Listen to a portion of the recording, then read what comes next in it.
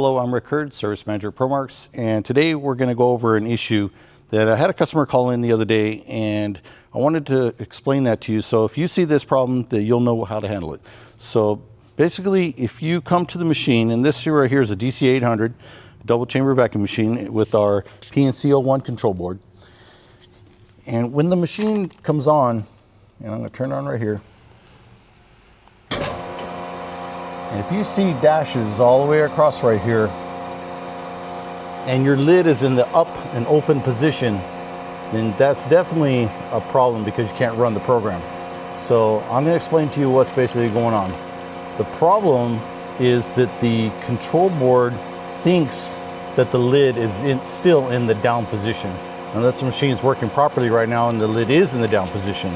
But in the event that your lid is up and centered and open and still see these dashes across the control board, then we definitely have a problem, and I'm going to explain what that is.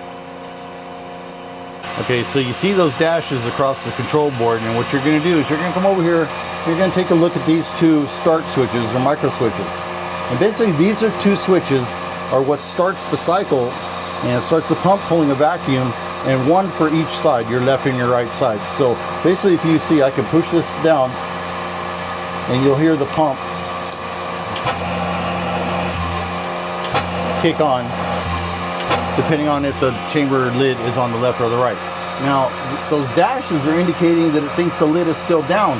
So I can tell you for sure, you have an issue with one of these two switches, still compressed, still thinking that the lid is in a down position when you see those dashes. So the first thing you're going to check to see if one of these switches is damaged. So you can see the control board here with the dashes, and as I indicated before, this machine is working properly, switch is working properly, and the lid is down. That's why you see this. The machine is turned on with the lid in the down position. But you can see in the control board when I open the lid, you see the board reset, ready to go.